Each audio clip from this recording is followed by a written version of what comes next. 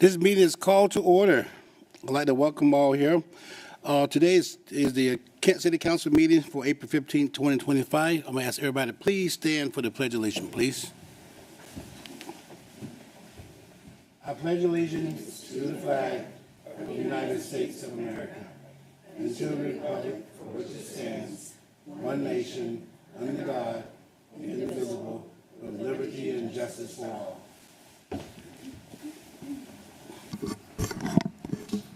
Kim, can you call the roll, please? Thank you. Mayor Ralph, Council President Corr, Councilmember Boyce, Here. Councilmember Boyd, Here. Councilmember Fincher, Here. Councilmember Larmer, Here. Councilmember Michaud, Here. Councilmember Troutner. Here. Thank you. Thank you, Kim. Are there any changes to the agenda? No changes from administration. Council? Okay, seeing I'm going to ask for a motion to approve the agenda. So moved. Is there a second? Second. All in favor, say aye. Aye. All opposed, say nay. The motion passed unanimous. This is not my terminology. I'm going to use more terminology. Okay, we're all good. All right, so we're going to move forward into public communication. And we got some proclamation that we'd like to do tonight. Under public recognition, we have 3 proclamations. I'd like to call Kate Garvey. Kate here tonight? There we go. Kate is the CEO of the King County Sexual Assault Resource Center. And is Dennis here? I don't see my good friend Dennis. Dennis Higgins also is the board vice president and a resident of Kent, and also a former Kent City Council. Kate is here to set the proclamation. So let me read the proclamation here, please.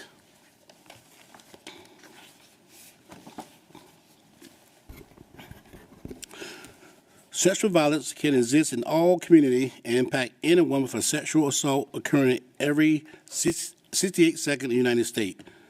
The nature of this conduct underscores why it is important to care about sexual violence and take steps to promote the safety and well-being of others. And crimes related to sexual violence are among the most unreported crimes for many reasons, including victim fear of being disbelieved or further traumatized within the legal system.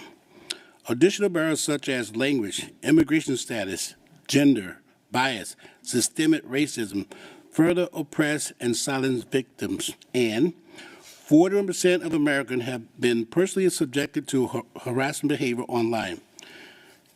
And people from historical oppressed groups are more likely to experience online harassment, mirroring inequity we see elsewhere in society. And negative impact of sexual violence trauma on adults, youth, and children includes fear, concern for safety, physical and mental health condition, including symptoms of post-traumatic stress disorder, injury, and missed work or school, and survivor of sexual assault may never forget the victimization, but they can heal with support from family, friends, and their community. Sexual assault programs across King County and Washington State offer free and confidentiality support, advocacy, information, and resources to survivors, and working together as a community, we can alleviate the trauma of sexual violence by ensuring supported resources are available to all survivors while standing up to and actively disrupting harmful attitudes and behavior that contribute to sexual violence. Now, therefore, I, Mayor Dana Raff, join the advocacy and community throughout King County and taking action to prevent sexual violence by standing with survivors and proclaiming April 15, 2025 to be Sexual Assault Awareness Month. In Kent, we stand together. We commit to a safety future for all children, young people, adults, and family in our community. And witness whereof I hereby unto set my hands this April 15th to accept this here proclamation. Kate, please. Let me get this here. Thank you. I think they want a picture here. Oh, that'd be great. Open that up. Yeah. Where would you like this?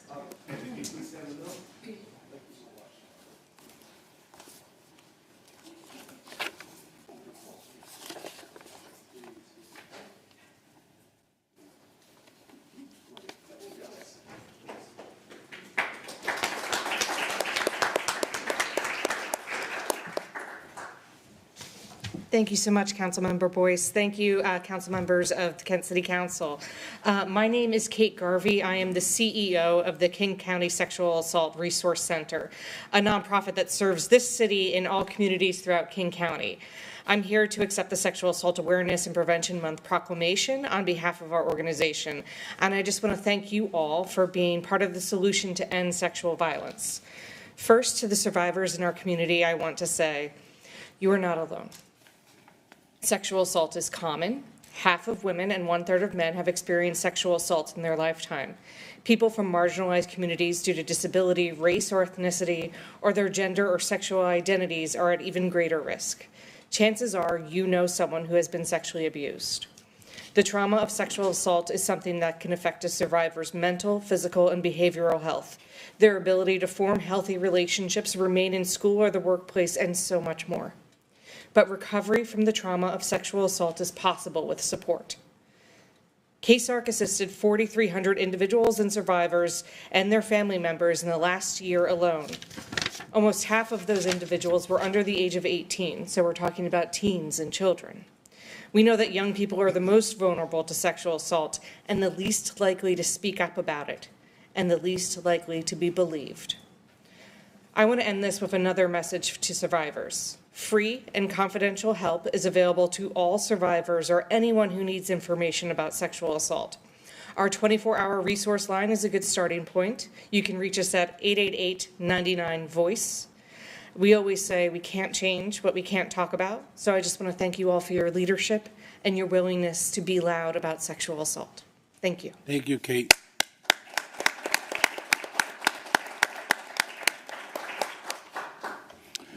Okay, we can move on to our next proclamation, and it's for Distracted Driving Awareness Month.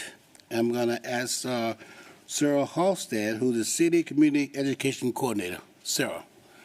Okay. All right, let me read this, please. Distracted driving claimed over 3,300 lives nationally, with over 324,800 people injured in distracted driving crashes in 2023. And anytime you divert your attention from driving, you are distracted. This includes texting, talking, using your phone, adjusting the radio, setting your navigation, applying makeup, eating, and drinking. And Kent resident and all Americans deserve to live in a community that promotes safe driving behavior and healthy lifestyle. And preventing distracted driving injury and death required the cooperation of all levels of government, employers, and general public. And the National Safety Council and National Highway Traffic Safety Administration provide a month-long distraction driving public education campaign in April. And spring is a time when people begin to log more miles on the road, and it's imperative to focus attention on the motor vehicles, injury risks, and prevention. In Kent, Washington, we strongly urge the residents of Kent to observe the Distracted Driving Awareness Month by practicing safe driving behavior and pledging to drive distraction-free. Hello.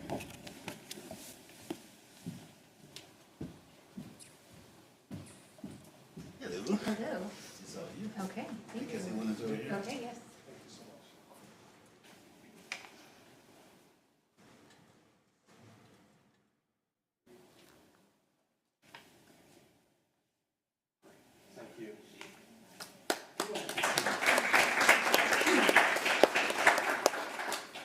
Thank you very much, Council, for this recognition tonight. In honor of our King County Target Zero Coalition, I'll accept this on their behalf. Thank you for bringing attention to distracted driving awareness. It still is a factor in about 1/3 of our fatal collisions in the state of Washington, so we can all do more. And extra enforcement will be going on across King County and the city of Kent for the rest of the month. So thank you very much.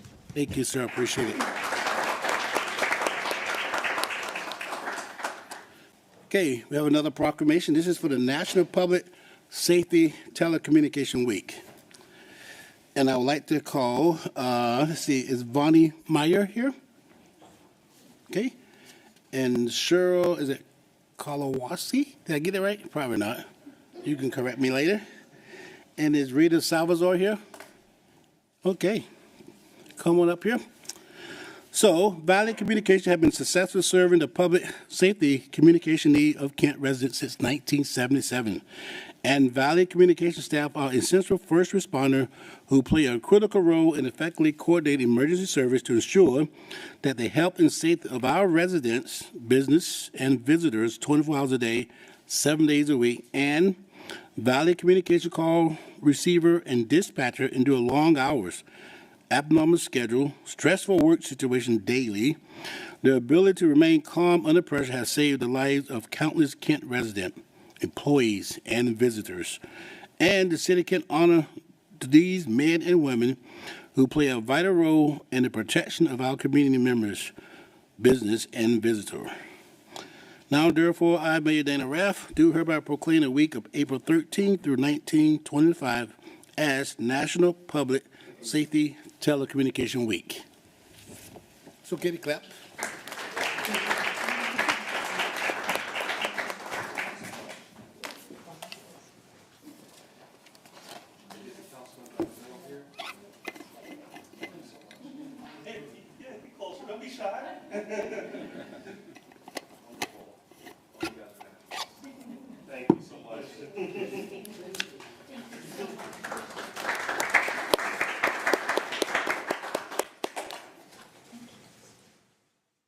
Thank you.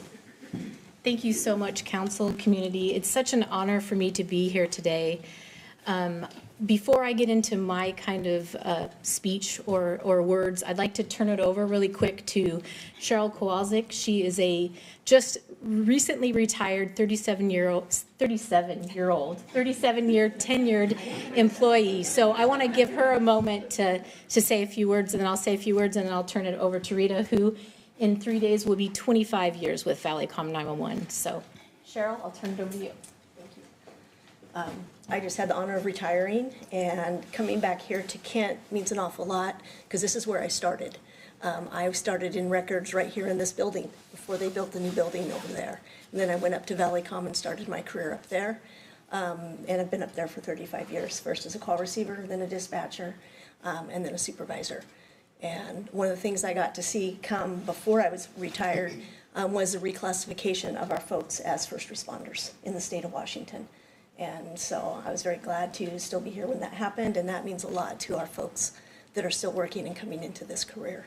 So thank you very much for your support and counsel as well. I think we owe you a hand. Thank you very much. Thank you. I mean, how can I follow that? So one of the things that I have the honor of doing is talking about the first responders behind the headset and the radios. There's an amount of inherent stress that we can't prevent that they hear day in and day out. They are your lifeline. They are your lighthouse in the storm. We are here to serve the public, our communities, and our partner agencies. It is so important to me that you see the faces of 911. These are folks in the communities. They live amongst us, and they are sacrificing a lot of their time, efforts to serve. It's an honorable profession.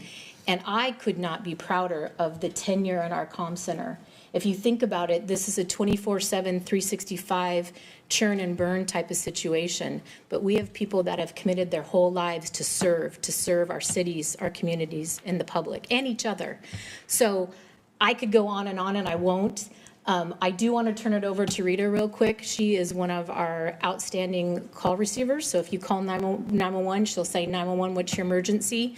She, again, will be with us 25 years in a couple days, and she's an integral part of our training program. So Rita is what right looks like, as well as Cheryl is what right looks like. So these are folks that are they're bringing up the next generation of 911, their legacy.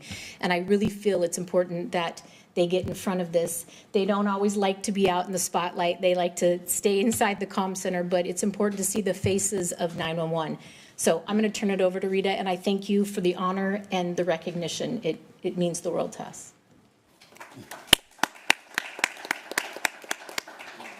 Hi, thank you, council members. I just want to say that the reason Valleycom is a great place to work is because of people like Cheryl and people like Bonnie who they started out as call receivers, went to dispatchers. Bonnie was my supervisor. Cheryl was my supervisor forever. I don't know what I'm going to do without her.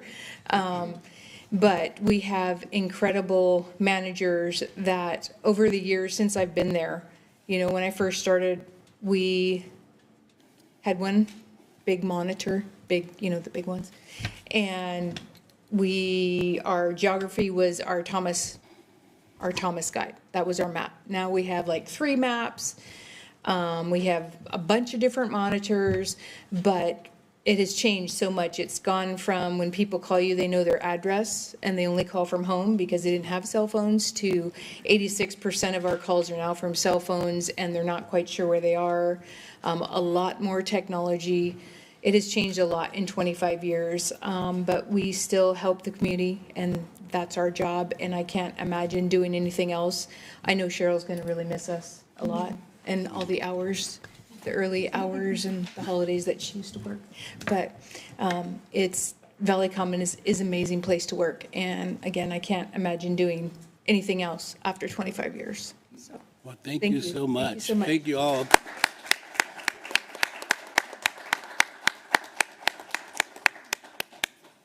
Great job. Thank you. Thank you.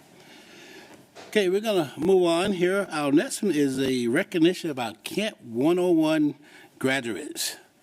We got the cap and gowns all ready to go, okay?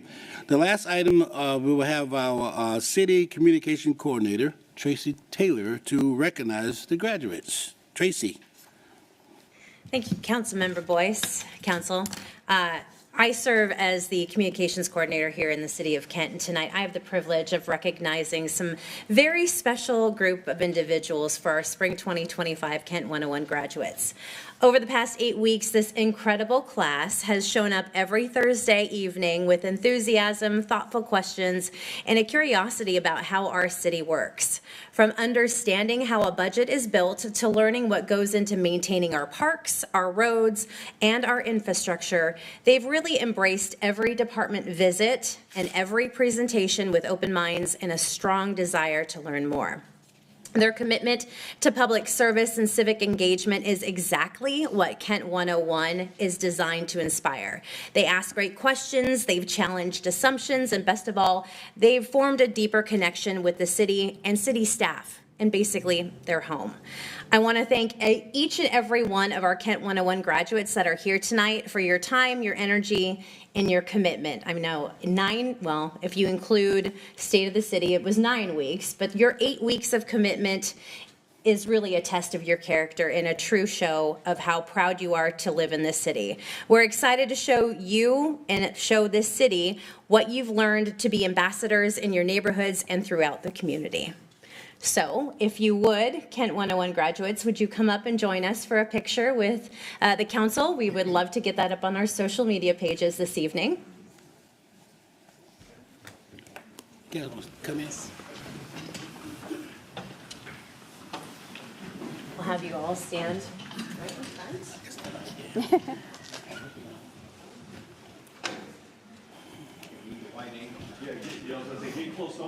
Yeah, it's a tight squeeze. Short ones in the front. Yes. And proudly hold those, please. You guys aren't just. All in, yeah. Show your certificates. Love it. Oh, yours is upside down. Oh, yeah. There we go. All right. 3, 2, 1. Love it. Wonderful. Thank Thank you you, all. guys. Thank you.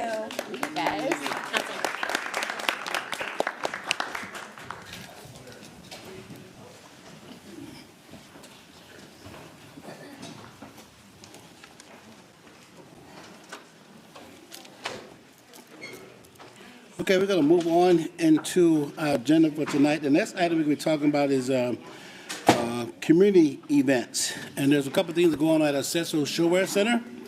So I'm going to read some of the events.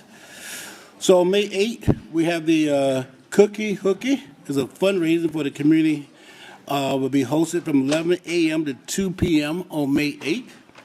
On May 10th, we had a Sunny Chauhan live concert. On May 20th, we have the Kent Chamber of Commerce Regional Business Expo. May 31st, we have the Kent International Festival, always a fun event. June 7th, Paul Fest. June 21st and 25th, we have the AEW present Collision and Dynamite. July 15th, we have Baby Metal. July 17th, we had Cody Jinks, Hippies, and the Cowboy Tours. And then on September 26th, we have OV Worship Night. So these are some things that going on at the Cecil Showwear Center. With that said, I'm going to look to my council member. Councilmember Fincher, anything you want to share today? I do have a couple of things. The next mini recycling event is going to be Friday, May 9th. It's going to be at Kent United Methodist Church. So gather up your recycling that you don't usually put out at your curb. And if you want to know exactly what you can take, you can go to kentwa.gov/talkingtrash, and you'll find a full list of what is going to be recyclable that day. And then just another early warning for June 4th. It's a Wednesday, 6 p.m. The art over in Centennial Gallery, right across the parking lot. Come and see some wonderful art. Meet the artist. It's the summer art exhibit. Thanks. Councilmember Michelle, please. Thank you. On April 19th, we're celebrating Earth Day at Clark Lake Park from 9 to noon with a Green Kent volunteer event. We'll be clearing out some blackberries and probably planting some native species plants. Anything else, council member? Are we good? Okay, let's move on. We're going to do our public safety report, and Chief Padilla, please.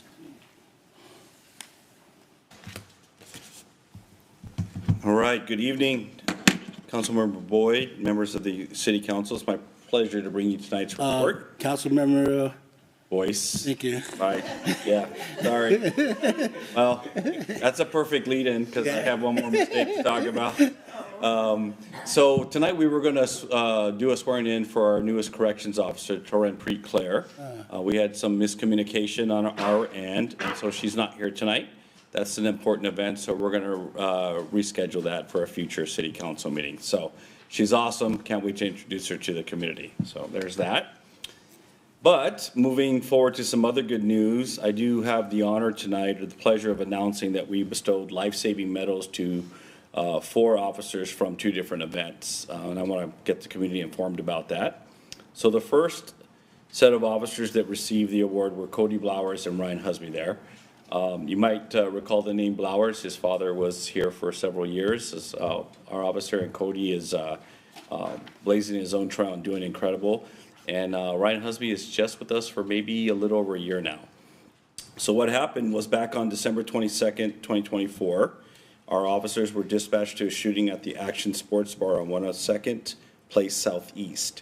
They encountered a chaotic scene, lots of people gathering around, some uncooperative people as well in the parking lot because there had been a conflict that led to the shooting.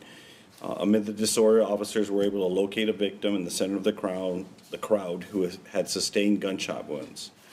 1 gunshot wound to the head. The area was quickly secured, the crowd was moved aside, and Officer Blowers and Officer Husby were able to initiate life-saving efforts. Evaluating the severity of the victim's injuries, Officer Blowers recognized that the victim was losing a large amount of blood, putting him in jeopardy of death. Officer Blowers applied a tourniquet, then began assessing the victim for any additional injuries. At the same time, Officer Husby, who was assisting in treating the victim, saw that the tourniquet on the first attempt was not enough and needed a second tourniquet. That's how much bleeding was coming out. So this was imminent. And so he applied the second tourniquet, stabilized the victim until King County medics could arrive and take over advanced life-saving efforts. We were able to get him to the hospital. He did survive. The medics noted in their medical reports that the victim's survival would not have been feasible without the swift and decisive actions of Officers Blowers and Husby. Both officers are being commended for their actions in saving the victim's life. They embody the Kent Department's mission of protecting and caring for people in our community, our values of service, and our vision of improving the lives of our community members. So please join me in a round of applause for these 2 officers.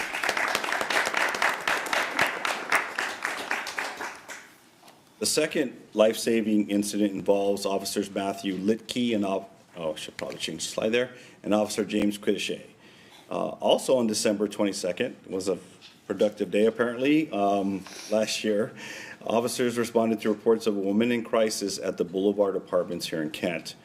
The officers discovered a woman hanging out of a third-story window, yelling at people walking past. It was clear she was having some kind of emotional crisis or mental health crisis. And she was basically indicating that she was going to jump from the window.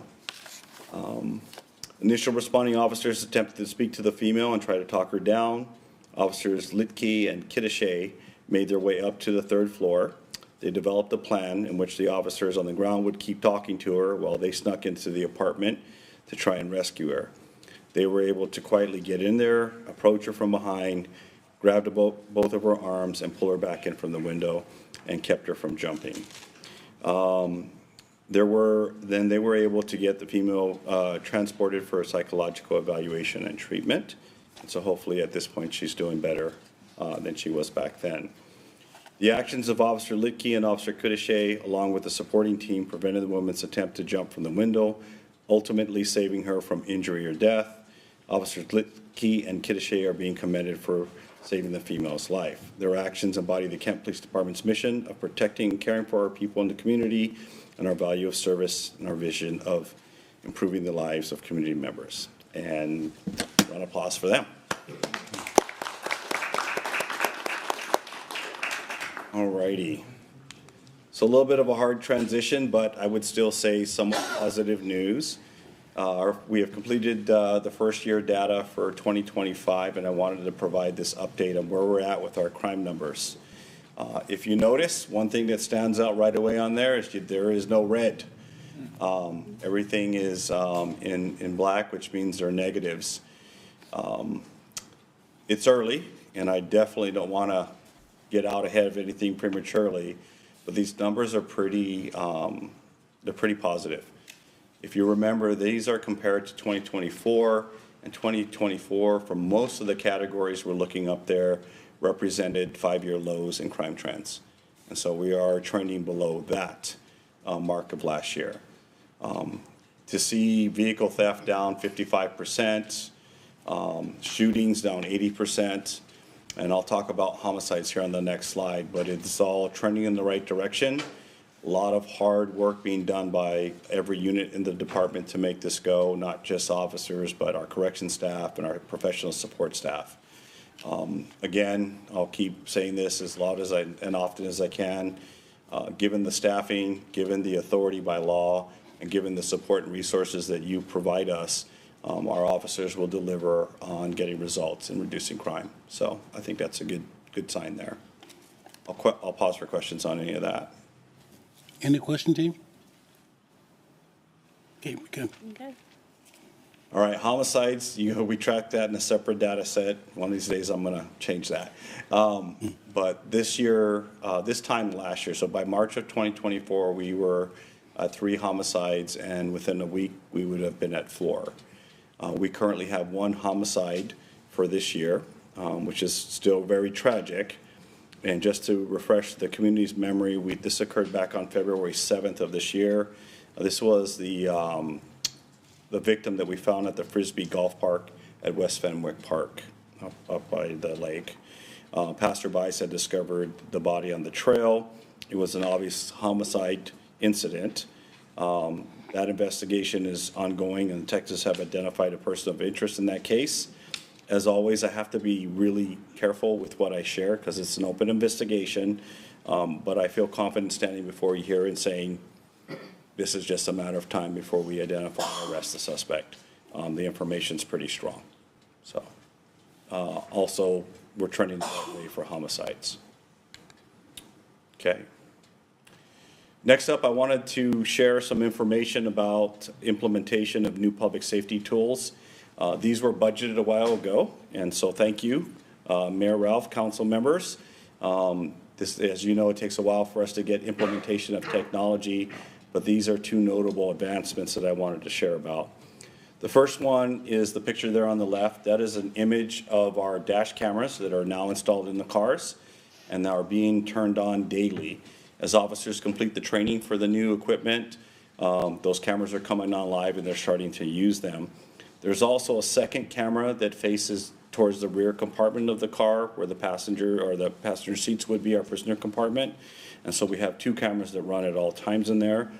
These are high-end cameras with really good sharp imaging.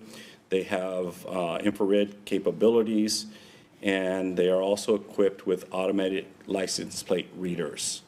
So just like our fixed license plate readers throughout the city, they scan the license plates of vehicles that travel out in the public right-of-way, and they reference those vehicles against the National Crime Incident Center computer database.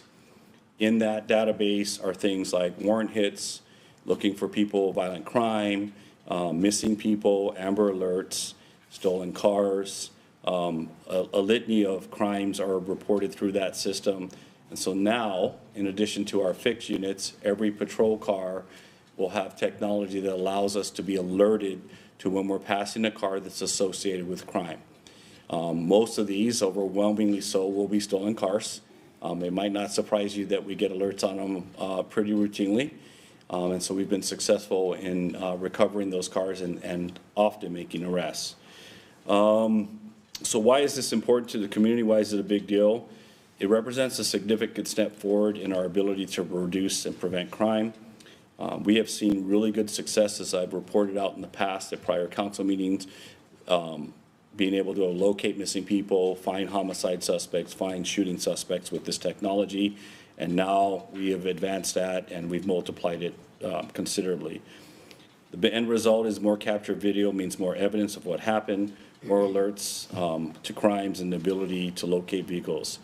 It also represents a huge step forward in transparency and accountability of our officers in the department.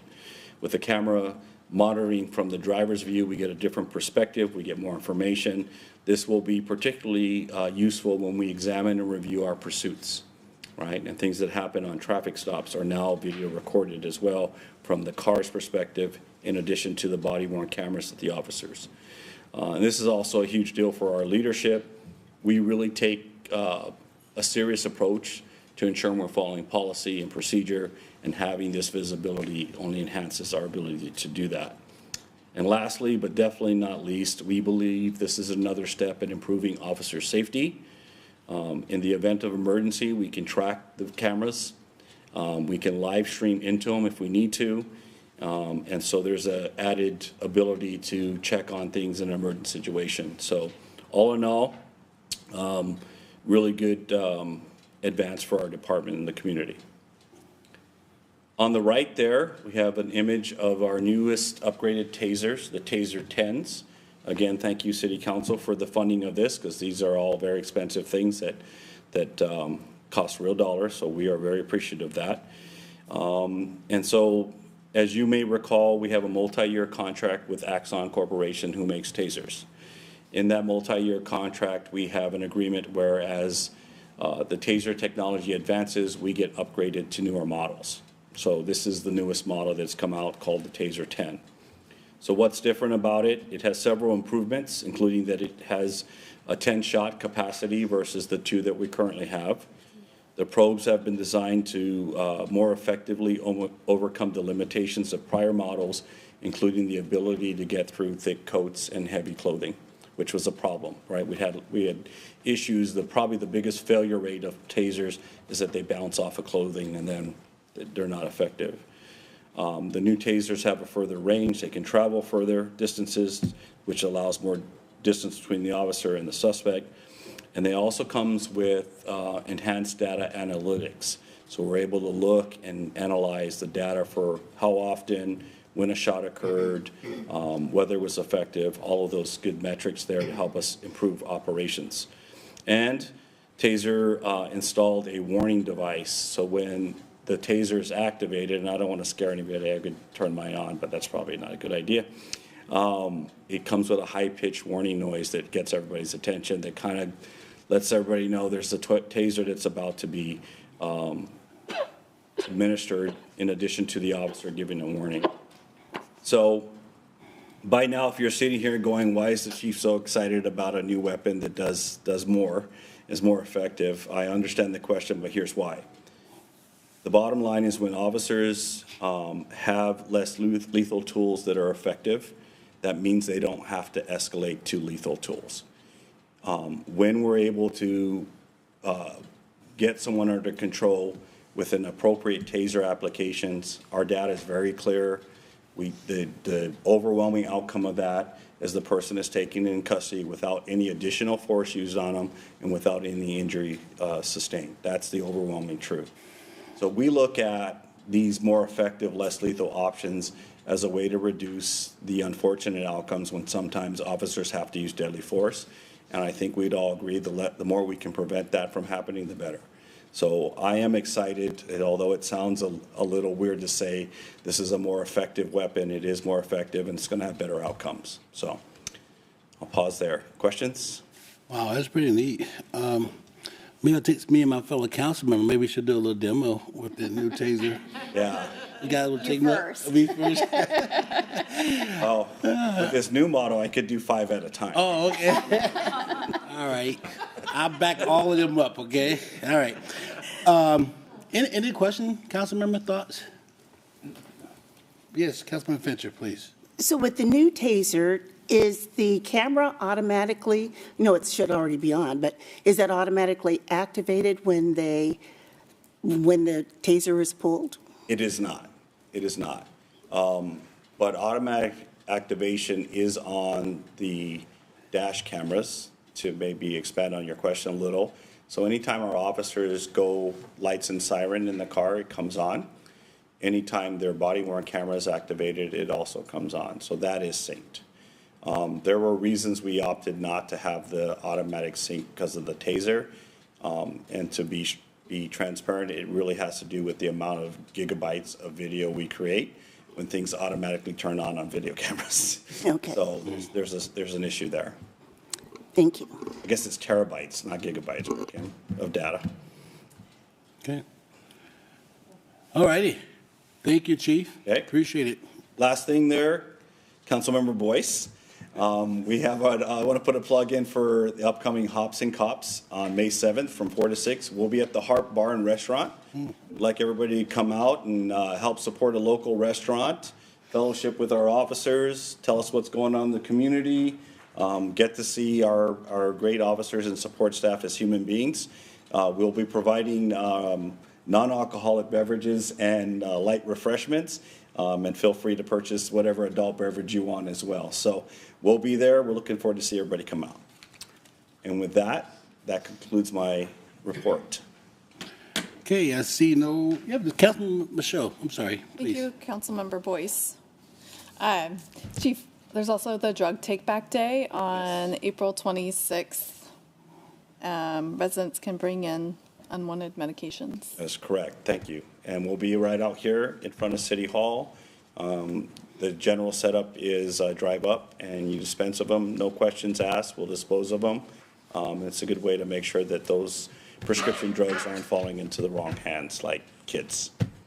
Thank you for that. Okay. All right. All right. Thank you, Chief. Appreciate it. Thank you.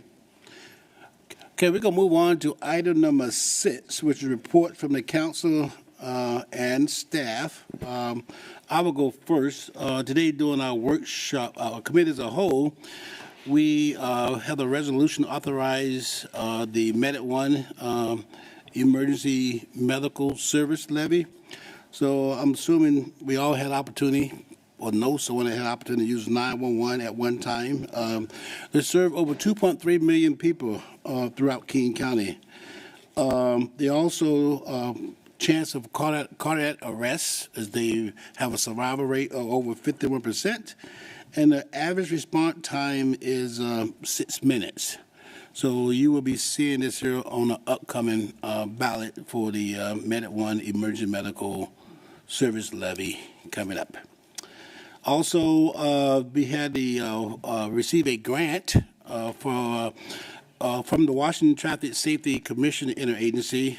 This is for a dedicated DUI officer that we will be hiring, and they'll be using this grant to really combat DUI.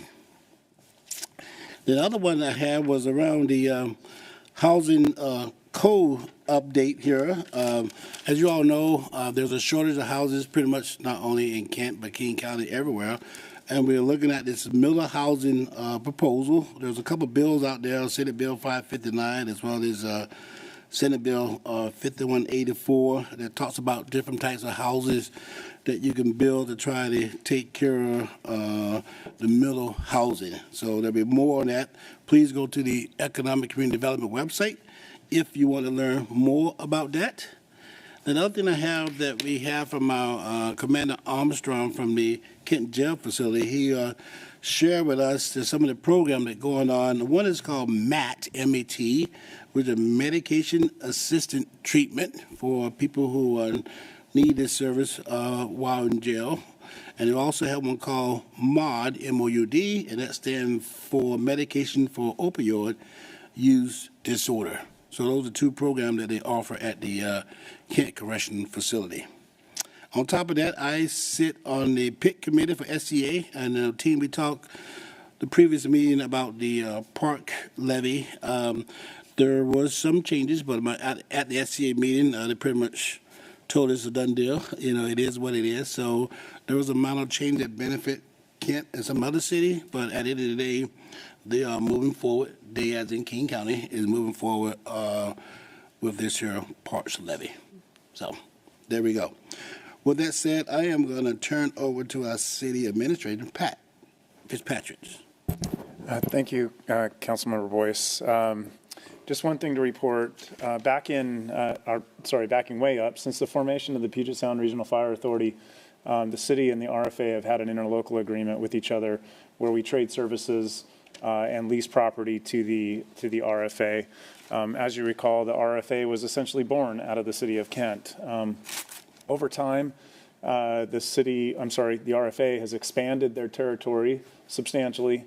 Recently with Tukwila, previous to that, SeaTac, Covington as well. And we have had this an interlocal agreement trading services with the RFA for the past, since the RFA's inception. Back in December, you all approved an amendment to the interlocal agreement that we negotiated. We were buttoning some things up with a lease agreement because they do lease property from us, we have that agreement settled, and that's going to the RFA for approval tomorrow night at their RFA board meeting. In addition, an update, both emergency management and fire marshal permitting inspections are the two main services that they provide to the city. They have traditionally, since the inception of the RFA, been located at the Centennial Center. So far, emergency management has moved out of the Centennial Center, and the fire marshal permitting inspections will probably be out by the end of June. They are moving to other facilities that they are improving throughout the region so they can kind of spread their services out. And this is also aligns with our need to create space in the Centennial Center for the big move that's coming up with us. So in addition to that move, it frees up a lot of parking in our parking structure, which we are in desperate need of for staff. So just wanted to give you that quick update. As I noted, that agreement's going to the RFA board meeting tomorrow night. So that's all I have. Thank you. Thank you, Pat. Appreciate it. I'm going to start to my left, have the council member do the report out. I'm going to start with Councilmember Troutner, please. Thank you, Councilmember Boyce. I am chair of the Puget Sound Regional Fire Authority Governance Board, and as you heard, we do have a meeting tomorrow night. I also want to remind everyone that on Saturday, May 17th, from 10 a.m. to 1 p.m. at Station 74 on 116th Avenue Southeast, it is the annual Teddy Bear Clinic. This is a really fun opportunity. You can bring your kids. They bring their favorite bear or stuffed animal for a checkup. We have firefighters that are there to take care of all of these kids and their animals, and it really is a great time. Kids get to use a fire hose, they get to go on a fire truck, they get to look in the ambulance, and it's one of those things that build that relationship where our kids feel like they can trust firefighters, or if there's ever a situation, they have that understanding and feel a little bit more comfortable. So really fun event. The first 400 children will receive a free teddy bear. So hope to see you on Saturday, May 17th. I am also on the Regional Transit Committee, and we meet tomorrow afternoon. And Councilmember Boyce, that's all I have. Thank you, Councilmember Troutner. Councilmember Michaud, please. Thank you, Councilmember Boyce. I just have one thing to report. On April 5th, the Kent Park celebrated their first Green Kent event of the year, and that was for Arbor Day. We were at Three Friends Fishing Hole, and volunteers cleared out some blackberries and planted some trees along the riverbank there. And that is all I have to report. Thank you. Councilmember Larmer? Thank you, Councilmember Boyce. So I'm the subject matter chair for Economic and Community Development, and on our COW Committee of the Whole meeting tonight, we had a presentation on the Rediscover Downtown plan. So this is our first look at the plan to re-engage and reactivate our downtown core. Priorities of the plan include attracting new development and redevelopment, reducing vacant and underutilized storefronts and properties, and increasing people and engagement in downtown of both visitors and residents. So excited to see this moving forward. The official plan will be drafted throughout the summer, and community engagement continues on this as well. And then by fall, we should be looking at adopting the plan on council. And then I also serve on the King County Aging and Disabilities Advisory Council, and because I was on vacation for spring break last week, Councilmember Boyd sat in for me, so he'll report on that. Thank you. Thank you, Councilmember Larmer. Councilmember Boyd? Yes. I sit on the Hazard Waste Management Program, and today we met for the first time this year. I met with Public Health, King County Department of Natural Resource, King County Water and Land Resource, and Seattle Public Utilities. And today, basically, all we did was we kind of brainstormed how we can support hazard waste and at the same time support our own organization. And we got a lot of stuff done today. We're waiting for, we're supposed to be meeting on the 23rd. We're going to talk about everything that we talked about today. Hopefully, we'll come up with some conclusions on how we could represent each of our organizations. And also on March the 18th, our residential and business service discussed partnering with YMCA, the Earth Service Group Corp.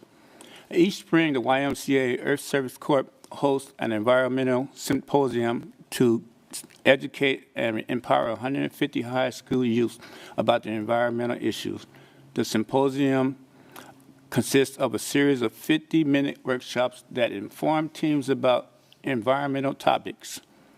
And also, down here where I sat in for Councilmember Larmer, April 11th, we had the opportunity to talk about the Advisory Council on Aging and Disability Services, that's ADS, and we discussed was about the Older Americans Act, the OAA, Senate Bill 4776, how it passed out of the Senate, but it did not pass out of the House.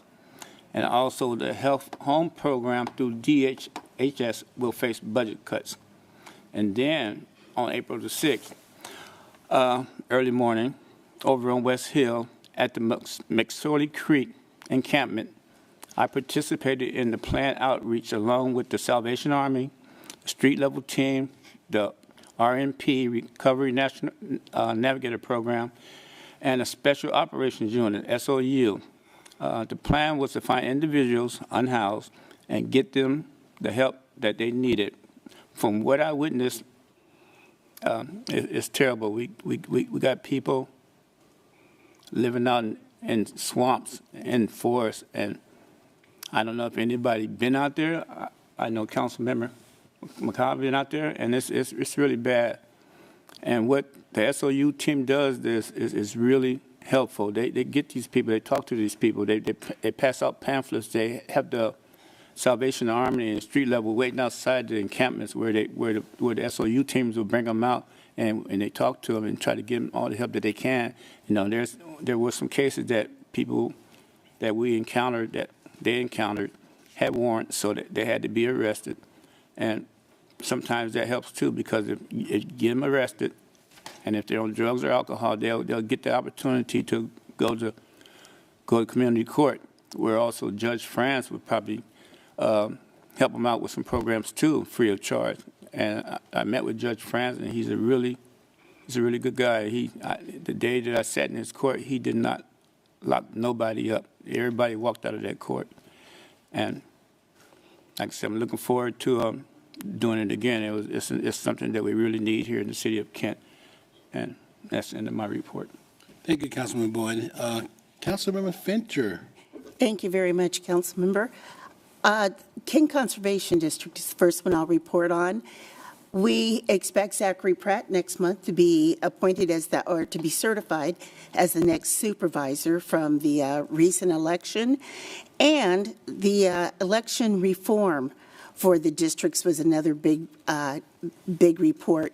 Getting an update. Part of what the problem is that the elections are not well known. Most of our elections are mail-in. You get your ballot in the mailbox. You pull it out when it's time to vote. You get reminders as to when the vote is coming. With the King Conservation District elections, they're on a special cycle. They're only online. And so even though we sent out over 700,000 postcards, we had information both online and on television, all sorts of different outreach was done, going to different events to alert people to that. Because it's so different from the regular election cycle, we only get about 1% of the eligible voters voting on that. Not enough people know about it to be able to run for a supervisory position if they would like to, and not enough people know about it to be able to vote on it. Moving that to a regular voting cycle, which we've been trying to do for the past couple of years, moving that to a regular voting cycle would also add more transparency.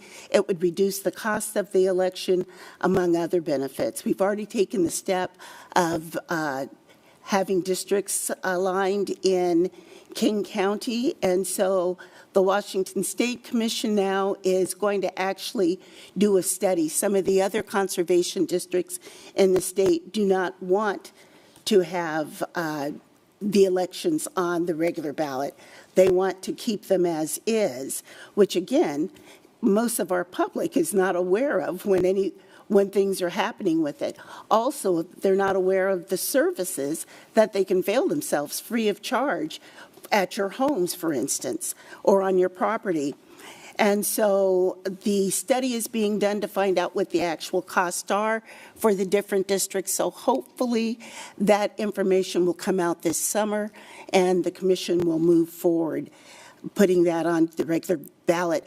There's more information in my written report on that. Goes more in depth if you want to read more about that. Arts Commission, again, June 4th. 6 p.m., Centennial Center, the big art exhibit. And we've had 851 pieces of art submitted. We lowered that number down to 61 pieces from 36 different artists are going to be judged. You'll be able to see both the winners and you'll see the other entries also. Meet the artist and have a nice time. And today, aside from tax day, is World Arts Day. So today is World Arts Day partially because of Leonardo da Vinci, who we know was an artist, scientist, and engineer, and on and on. He also is the one who painted the Mona Lisa and the Last Supper, which many of us are familiar with. Public Works, if you're on West Hill or if you travel that way, you go through 2 roundabouts heading up Reef. Those 2 roundabouts the paving should finish on that this week. It'll take roughly a month or so to cure the pavement, and then they'll come back, stripe it, put all of the markings on. So by summertime, you will be driving nice, smooth byways and highways up there without interruptions from trucks or long lines, as you might have gone through this morning, coming down the hill. We also are going to be continuing the work still on Meeker, the promenade work that's going on as the Meet Me on Meeker project progresses.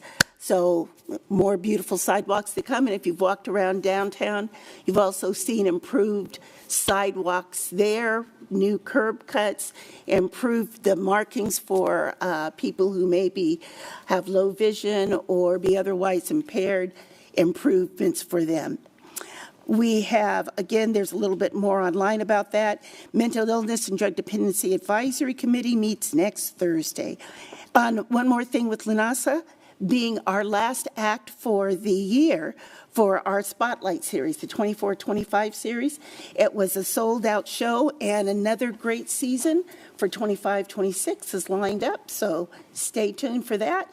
And you can check on the website now for the lineups for the summer concert series. Thank you. Thank you, Councilman Fincher. As you can see, it's not just council member coming to this meeting. There's a lot of things that we do out in the regional to really make sure that we represent you and represent the city of Kent. So thank you, council member. Okay, we're going to move on to item number 7, which is public hearing. And we don't have any public hearing, so we're going to move on to item number 8, which is public comment. I want to read this here before we get started with public comments. The public comment period is your opportunity to speak to the council and the mayor on issues that relate to the city of Kent or to the agenda item council will consider. This is not an open public forum, and comments that do not relate to the business of the city of Kent are not permitted. Additionally, the state of Washington strictly prohibits people from using this public comment opportunity for political campaign purpose, including to support or oppose a ballot measure or any candidate for public office.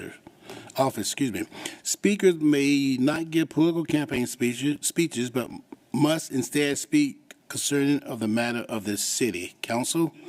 In providing public comment, speaker must address the mayor and the council as a whole.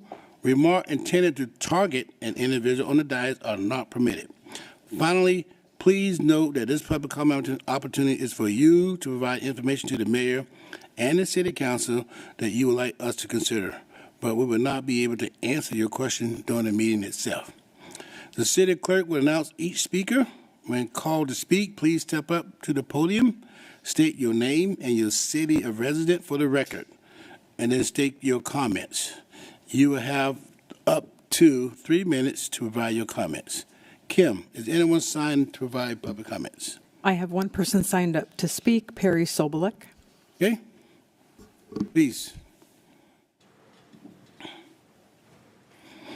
Notice your dais looks a little short tonight, Bill. Thanks for taking over.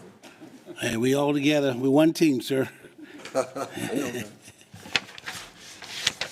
Perry Sobolik, citizen of Kent. Hi, kids. Did you miss me? No matter. Are you ready for some football? You know, I just love this metaphor.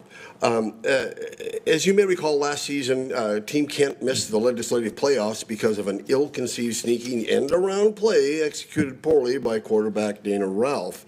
With no plan B, the season ended. 2025 brought a new season, but another identical tactic by QB Ralph produced the same failed scenario. Mayor Ralph has since been quoted as saying she'll use the same playbook again. I'm beginning to see a disturbing pattern here. Recently, the Seattle Seahawks chose to replace an underperforming, overpaid team leader in an attempt to improve their win record and to please their fans.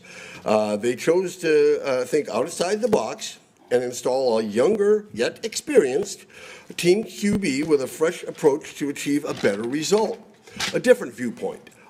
New blood, if you will. Doing the same thing over and over again while expecting a different result is not just insanity, it also illustrates a lack of imagination. A regressive sales tax in the city of Kent is not the answer, ladies and gentlemen. It's already failed twice. It probably won't pass again, but regardless, maybe Team Kent should consider borrowing a page from the Seahawks playbook. Shake things up a bit, seek more positive results, end this cycle of failure by less than competent performers. And that includes all y'all too. By the way, if you really want to afford more police, and I know you do because I want you to, by all means, you might consider refusing a recent pay raise. Not accepting this ill-considered pay hike would save Team Kent $16,704 per year. No, that's not going to pay for an officer, but I'm certain that that money could help numerous departmental budgets and create a better sense of value for the people of Kent. Just remember that greed is one of the 7 deadly sins. I see I have a little bit of time left. I noticed that the city of Kent's goals include an inclusive community. The city has proudly flown the rainbow flag and others for many years, being an inclusive place. I hope that will continue. I hope that the city doesn't bow to any pressures, DEI or other, from the lunatic in the White House. And I hope that the city of Kent continues to be a place that is inclusive for all people, from all backgrounds, I'm proud of that, and I'm proud of what you've done in that regard in the past. Please maintain that by all means, because I think it speaks well for our city and for you people as well. Thank you for your time. Thank you. I have no other speakers. Thank you, Kim. We'll move on to item number 9, the consent calendar. The consent calendar is a complication of items that had gone through committees prior to being placed on the consent calendar. It is a motion to approve the consent calendar A through J. I move to approve items A through J. Motion and a second. Any discussion? All those in favor say yay. Yay. Hey, All opposed say nay. Yay. Motion unanimous pass. Okay. Move on to item number 10, other business. There are no other business tonight. Oh, we do have a bid. we have a bid. Yeah, okay. I'm reading this wrong. Please. You know, when I come here, we're smiling, there's a bid.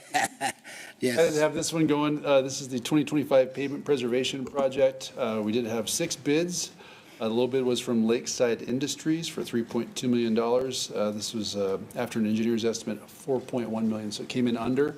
We had tight bids, so we're hoping that means the market's going to stay competitive for the summer as we have some more bids coming along. But you can see from the map, we're going to be in a number of areas throughout the city with a combination of dig outs and pavement repairs, and also you'll see some new curb ramps and other improvements around those areas where we need to make improvements to comply with the Americans with Disabilities Act. Otherwise, new pavement coming to different parts of the city.